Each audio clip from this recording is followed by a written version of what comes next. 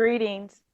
I am your host, Glen Alex, and this is the Glen Alex Show, the 2023 Positive Change Podcast Award winner in health and wellness and psychology. And each episode of the Glen Alex Show focuses on a different aspect of health because I believe in total health. You are whole and all of you matter. So I am on a mission to help you be joyful, connected, confident, and complete the life experience I call WELLTH, WELLTH, which is health plus other riches. And if you join us on this journey, then you will help elevate humanity and make it a better place for all of us.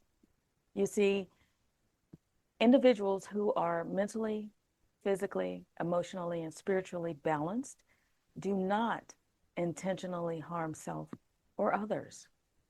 That means if more of us were on this path, then I believe there would be no wars, no violence, no oppression, no isms. Let that sink in and join us on this journey to total health. Now stay tuned for this episode, this very impactful episode on diabetes.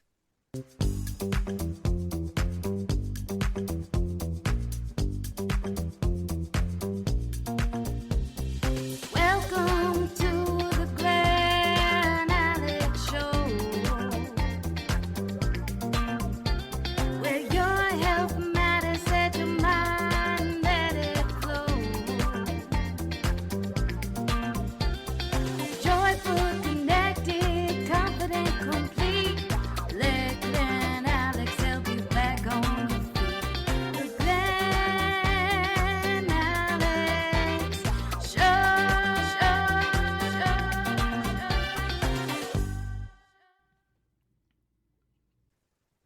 I wanted to do this episode on diabetes. Unfortunately, my guest couldn't make it, so it's just me.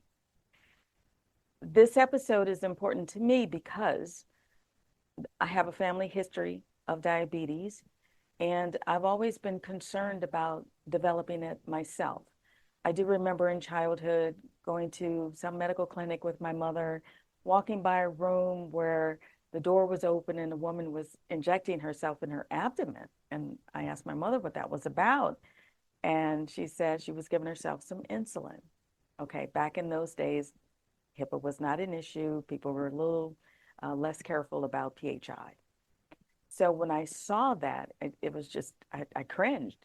And I promised myself that I would not become diabetic.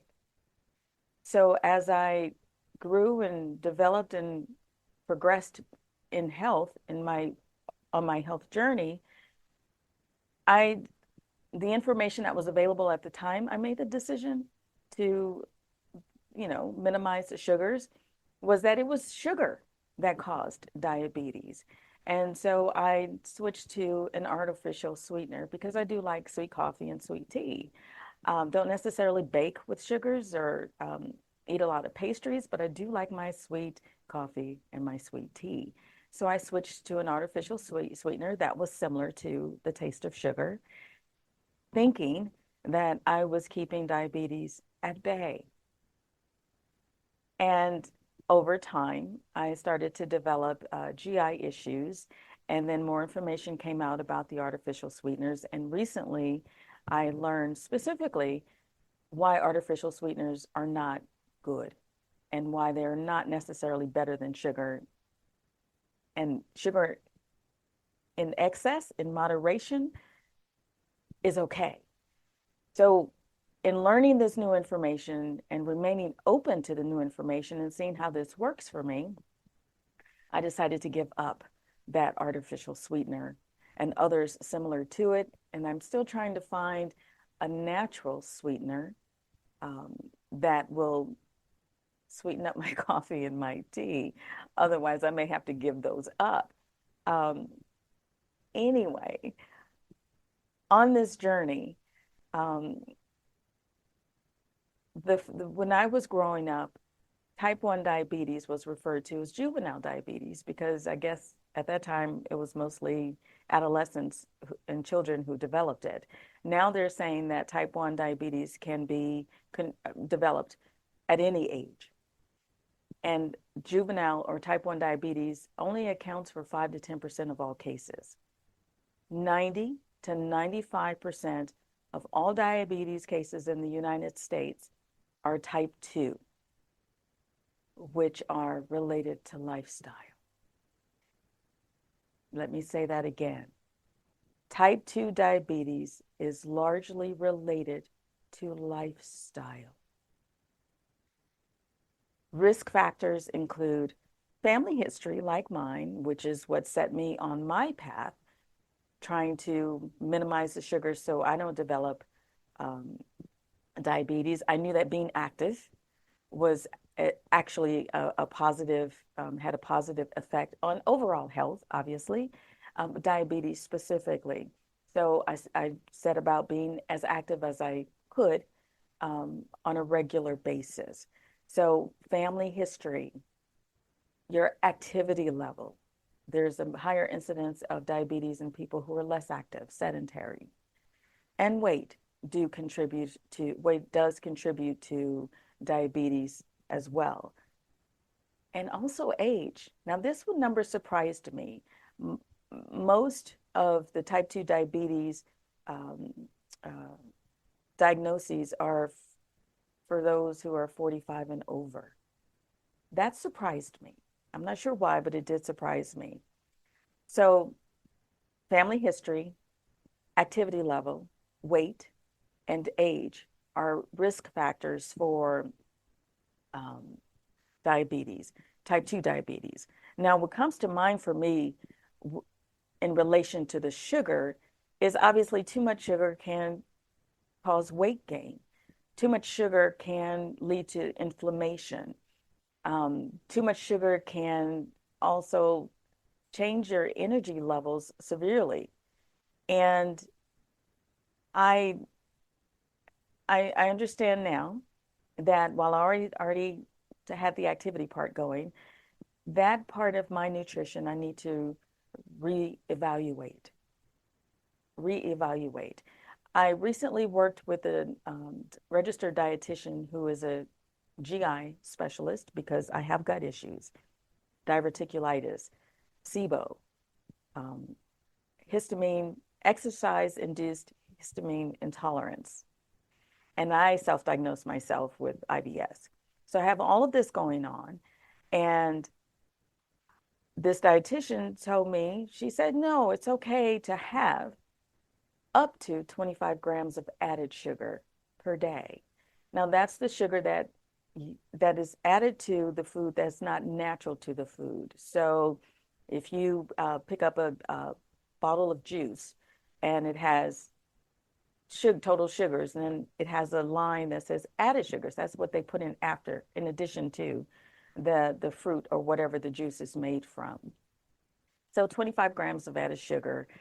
I'm experimenting with that. I'm working with that to see how I like it and see how it feels in my body. And I totally encourage you to do the same, to see how you respond to specific foods and beverages and when that response occurs. Are you highly stressed? Are you fatigued? Are you having a great day? Because you are unique and your individuality absolutely factors in to your health, So I'm continuing this journey of trying to learn more and make adjustments as I need to and see how my body, my soul, my spirit responds to it. So again, the risk factors for developing diabetes are age, 45 and up, how active you are, is family history. Do you have a family history of diabetes? And weight, obesity. Other contributing factors that in my research that I'm seeing is that the fake sugars, like the artificial sweetener that I consumed for many, many years, can cause a problem with how your body responds to and utilizes insulin, because insulin is made for sugar specifically, and artificial sweeteners tell the brain that something sweet is coming, which it thinks is sugar. Insulin is released and there's no sugar. So that's a contributing factor as well. Insulin resistance is when the cells, for whatever reason, for different reasons that the research is showing, can't utilize the insulin. And processed foods, there's becoming more and more research on processed foods, how that negatively impacts our health. Now, I like convenience, I'll admit that. I do like prepared foods.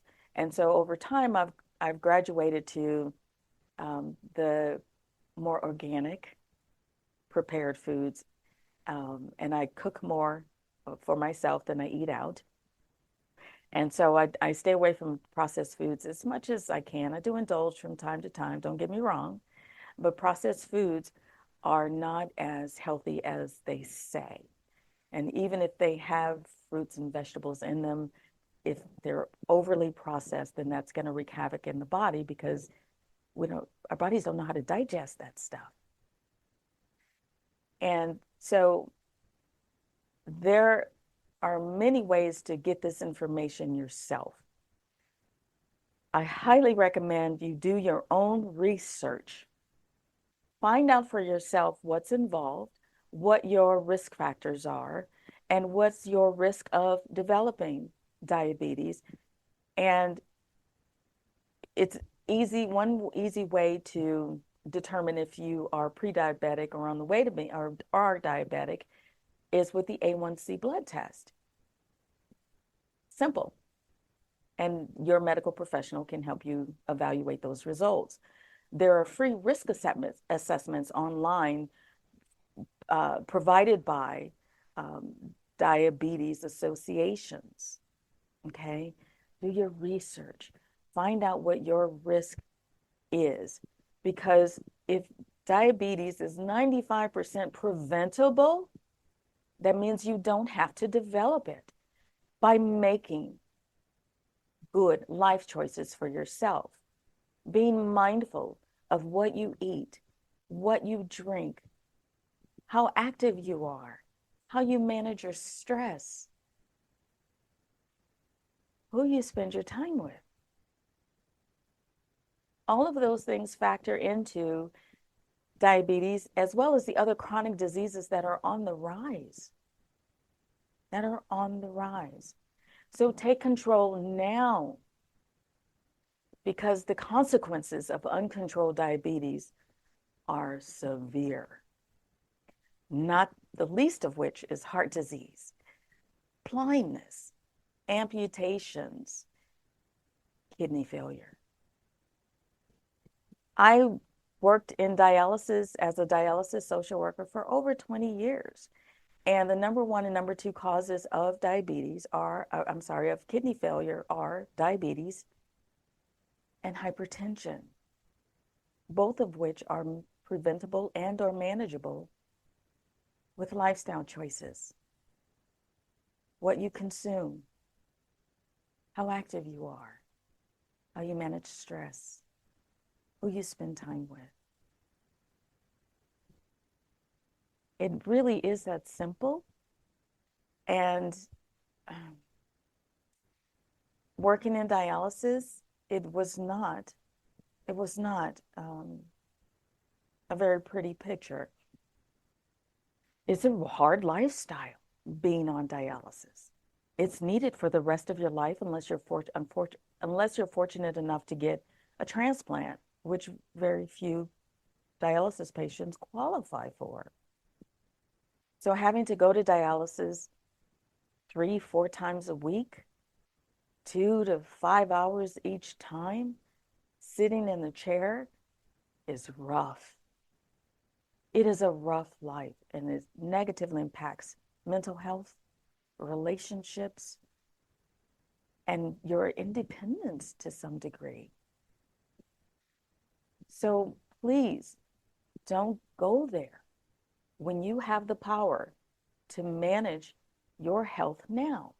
Take control of your health, advocate for yourself, do your own research, and take the preventive steps that you have control of.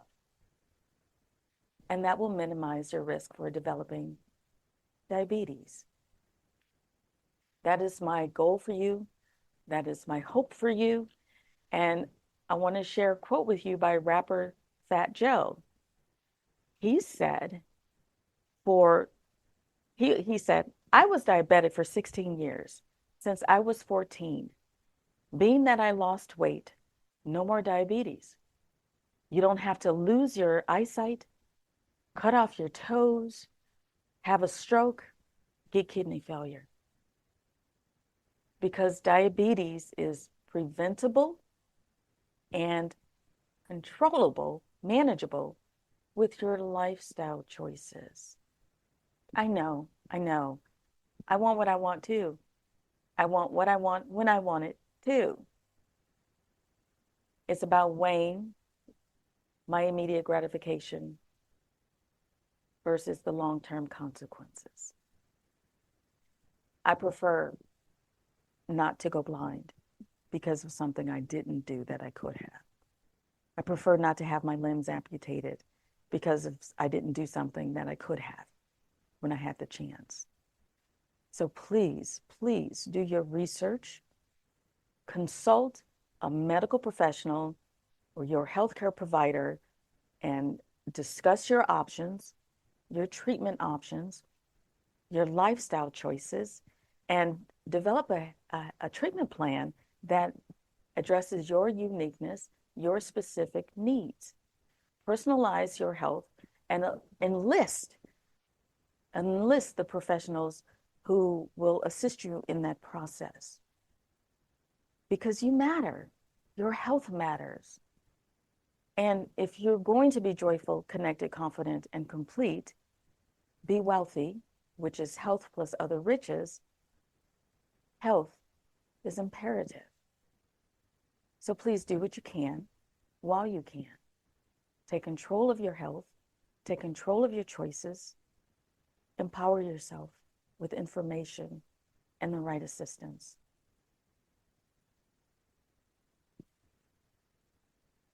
Okay.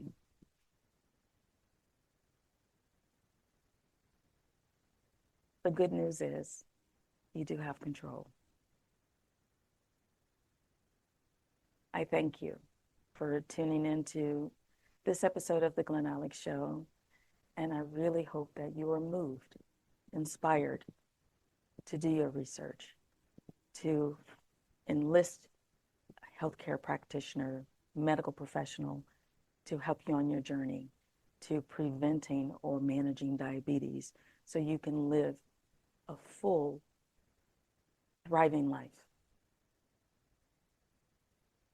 To learn more about personalizing your path to health, please visit glenalex.com, order your copy of my award-winning book, Living in Total Health, read my blogs, and book your complimentary consultation with me. Then tune in to the next episode of The Glen Alex Show, the 2023 Positive Change Podcast Award winner. And until next time, be well. Joyful